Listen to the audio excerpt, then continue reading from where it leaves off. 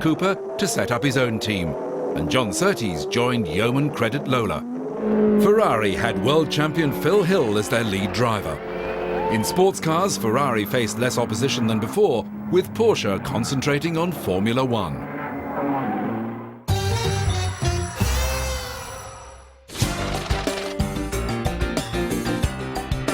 The Monte Carlo Rally continued to draw a wide range of manufacturers to test out their cars in Europe's toughest winter rally. First of the noted Scandinavian drivers, Sweden's Erik Karlsson made his international breakthrough, winning with Gunnar Hagborn in the front-wheel drive Saab 96. In second was the Mercedes 220 SE of Eugen Boehringer, with Paddy Hopkirk third in the Sunbeam Rapier. Winner of the Coupe des Dames were Pat Moss, sister of Sterling, and Anne Wisdom. A year later, Pat Moss and Erik Karlsson were married. In 1962, the focus of sports car racing shifted to production-based GT cars. The World Sports Car Championship title was discontinued, replaced by the International Championship for GT manufacturers, which was awarded in 3 engine capacity classes. There were 65 entries for the Sebring 12-hour race, with Ferrari again expected to be the dominant force. The Porsche 718 RSK of Bob Donner and Don Sessler retired with gearbox problems. The Dino 246 Ferrari of Bob Grossman, Pedro Rodriguez and Alan Connell set the fastest lap. Joe Bonnier and Lucien Bianchi in the Ferrari 250 Testarossa, chased by the TVR Grantura of Mark Donoghue and Jay Signori. The importance of the GT class was shown when Ferrari paired their long-distance aces Phil Hill and Olivier Gendebien in the 250 GTO. They finished second. Ferrari was set to have an association with Stirling Moss in both sports cars and Formula One in 1962. This entry at Sebring was the first indication, but sharing with Innis Ireland, John Fulp and Fernando Tavano, Moss's Ferrari was disqualified after illegal refueling. Driving the Testarossa entered by Scuderia Repubblica di Venezia, Sweden's Joe Bonnier and Belgium's Lucien Bianchi won the Sebring 12-hour race. The Formula One season began with the Brussels Grand Prix run at Heysel on the public road course. Held over 3 aggregate heats, the Brussels Grand Prix was run in wet conditions. Jim Clark started from pole in the new Lotus 24. Graham Hill took Heat 1 in the debut of the BRM P57 with its distinctive stack exhaust pipes. Trailing this group, Swiss driver Joe Siffert. Ferrari entered 1 car for local driver Willy Maresi. He won the second heat from Joe Bonnier's Porsche.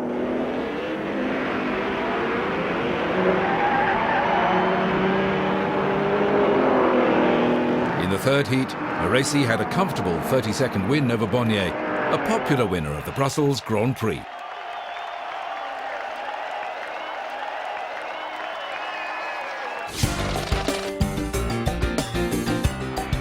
The Easter meeting at Goodwood opened the British racing season with all the local teams represented. Stirling Moss was in the Lotus 18/21, painted in BRP colours. From the front row, Graham Hill made a slow start in the BRM, but soon took the lead from Bruce McLaren's Cooper. Moss got away quickly, but had to pit with throttle problems. He returned to the race 2 laps down, but was trying to unlap himself when he left the track at high speed and slammed into an earth bank. Moss was taken to Atkinson Morley Hospital, Wimbledon, and remained unconscious for nearly 6 weeks. The first thing he remembered after regaining consciousness was seeing his room filled with flowers. Recovery was very slow as he regained his speech and physical ability. After 13 weeks in hospital, Moss was ready to face the press and to consider his future. Quite honestly, I have too much pride, I suppose, if you like, to want to go in racing and find myself trailing around at the back. I just don't reckon that that's the thing to do. I mean, if you find you're punch drunk, I reckon you get out of it.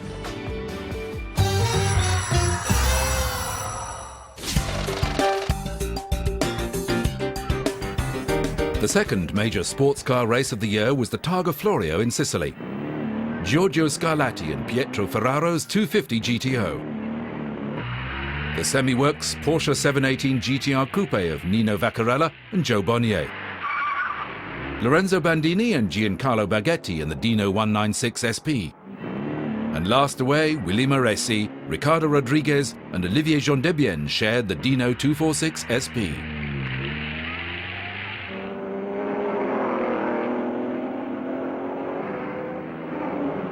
The Targa was held over 10 laps of the 72-kilometre Piccolo Madonni road circuit.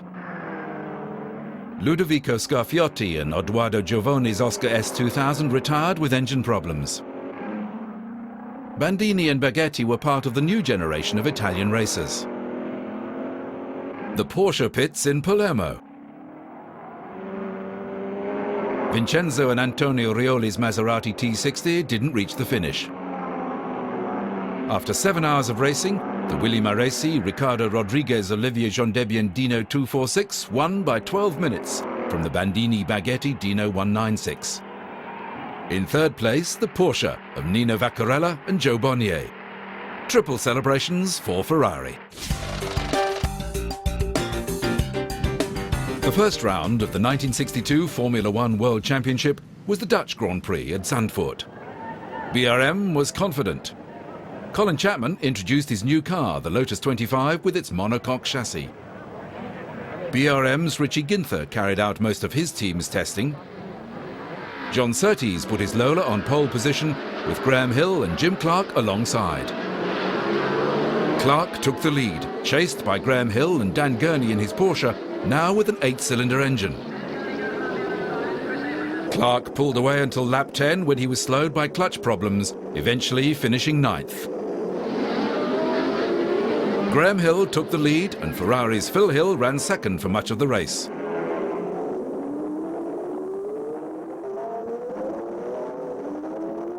The race ended with Graham Hill a clear winner, his first Grand Prix victory. In the closing laps, Phil Hill was passed by new Lotus driver Trevor Taylor. Graham Hill was presented with the trophy to the delight of BRM founder Raymond Mays and designer Tony Rudd. Trevor Taylor finished second. Phil Hill and Giancarlo Baghetti gave Ferrari third and fourth.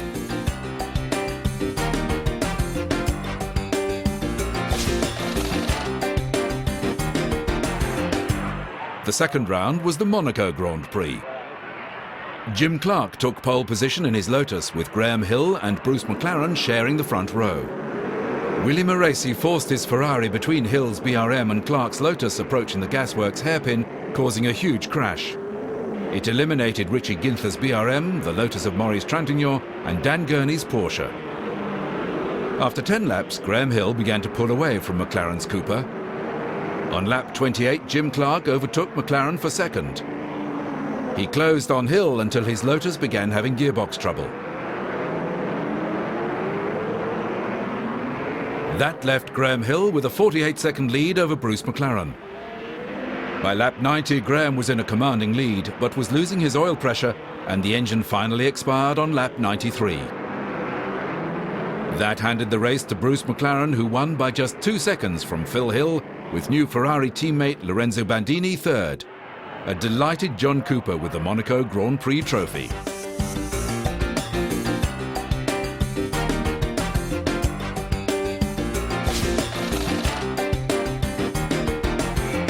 Porsche. Eventually he used Taylor's car and ended up 12th on the grid. Graham Hill led right with him. On lap 2, a mysterious misfire dropped Graham Hill behind a stirring battle between Taylor's Lotus and Maresi's Ferrari, while Maresi had minor injuries. Jim Clark won his first World Championship Grand Prix for Lotus, Hill's BRM still misfiring in a fortunate second place. Phil Hill was able to hold off Ricardo Rodriguez by 1/10 of a second for third place. John Surtees was 5th in the Lola and Jack Brabham 6th in his Lotus 24. This was the first of 4 victories in a row at Spa for Jim Clark.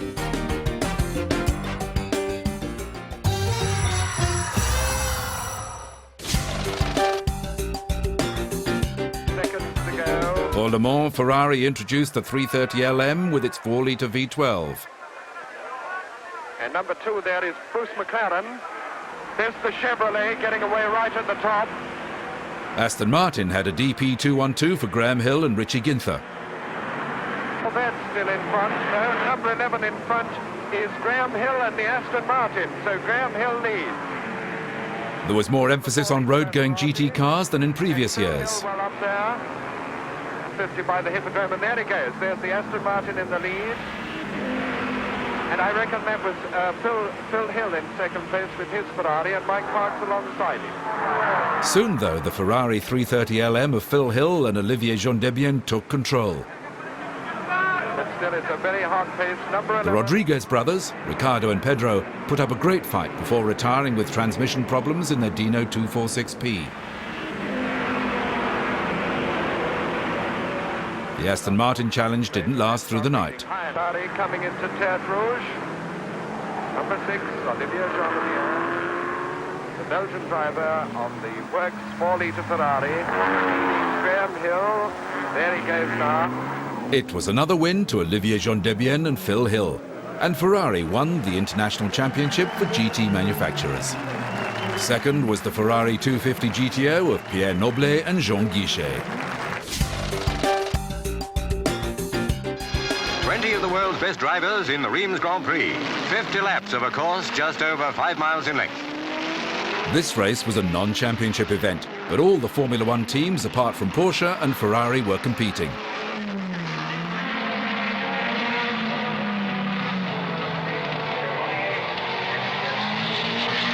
Graham Hill, BRM going perfectly, but the lead was now held by Bruce McLaren, Cooper. In great form, Hill hung on and passed Jack Brabham's Lotus.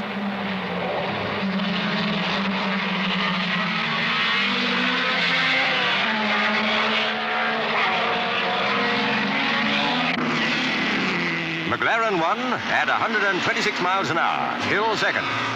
Good for you, Mac.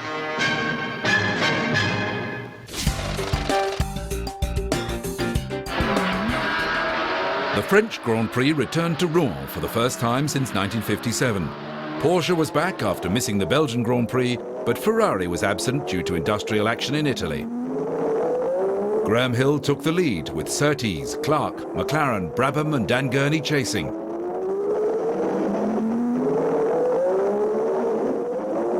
Tony Maggs in the Cooper. Jim Clark took the lead, but he was in trouble with his suspension and stopped 3 laps later. Graham Hill's BRM had fuel injection trouble during the last few laps. Dan Gurney came through to win for Porsche, the Stuttgart concern's first World Championship victory. Richie Ginther drove the final laps, controlling the throttle by hand after the cable came loose from the pedal. The British Grand Prix at Aintree. This season's leading driver, Graham Hill, drives a BRM. John Surtees, Lola. Jim Clark in a Works Lotus. The Duke of Kent, well placed to see the start. Terrible luck for Innis Ireland, left standing by gearbox trouble. The race is 75 laps, a total of 225 miles. Berwickshire farmer Jim Clark holds the lead from the start. His only serious challenger, John Surtees, number 24.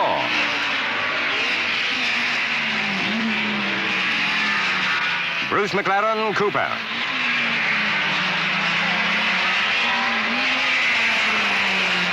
And Jim Clark's the winner. From the editor's wife, Jim receives the Daily Mirror trophy. This Aintree victory puts him in second place in the World Championship. Jim Clark led from start to finish. The best Graham Hill could manage was 4th with worn tyres.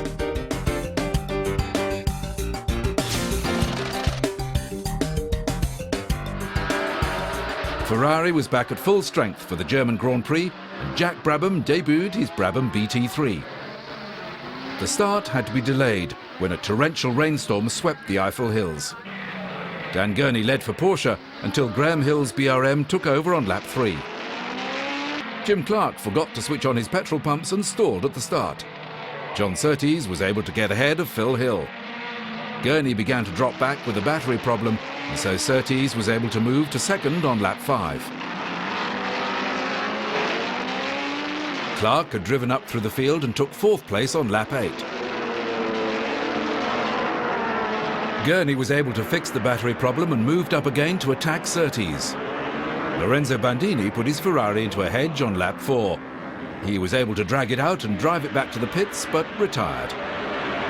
After their success of 1961, Ferrari hadn't done much development work to the 156, and it was beginning to show. Phil Hill also pulled in, his race over with suspension problems.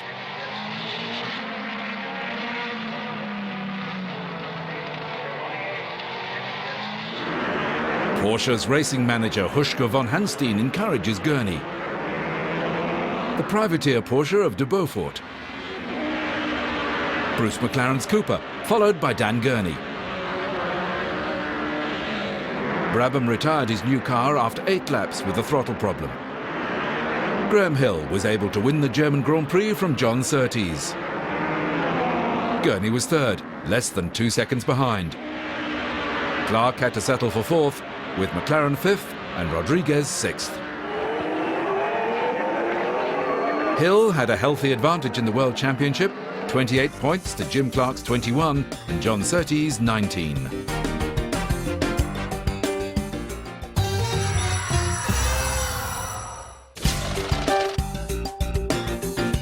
In the Italian Grand Prix, Jim Clark beat Graham Hill away from the line, but the BRM's power enabled Hill to get the lead back during the first lap. On lap 3, Clark had gearbox trouble and had to pit, and this left the BRMs of Hill and Ginther 1 and 2. Hill was in a strong position with 2 races to go.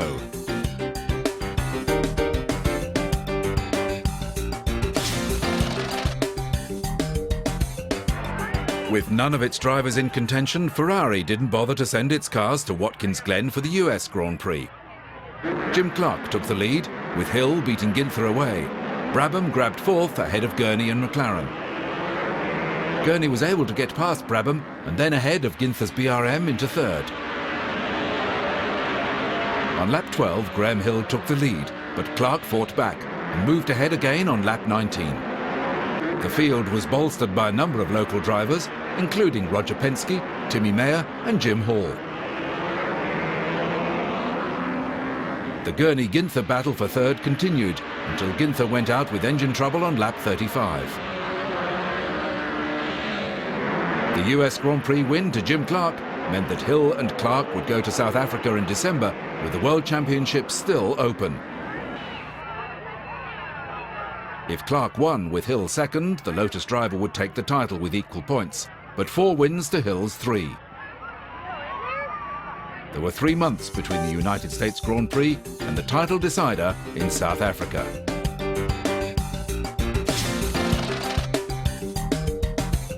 Between the races, tragedy struck in the non-championship Mexican Grand Prix, where Ricardo Rodriguez was killed. The teams sent their cars out to South Africa for 3 races, culminating in the South African Grand Prix. Before Christmas, the 5th Rand Grand Prix was run over 50 laps at Kyalami near Johannesburg. Motorbike champion Gary Hocking in the Rob Walker Lotus. Sadly, he died in a crash at Westmead a week later. Jim Clark led from start to finish in his Lotus 25, with teammate Trevor Taylor close behind. Both Graham Hill and Richie Ginther retired. Gearbox and oil pressure problems a worry in the hot weather, with the main race only weeks away.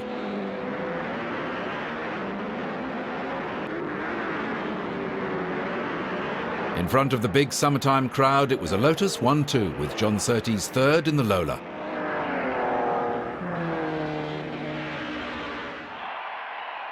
The Formula One season reached its final race at the end of December at the East London circuit.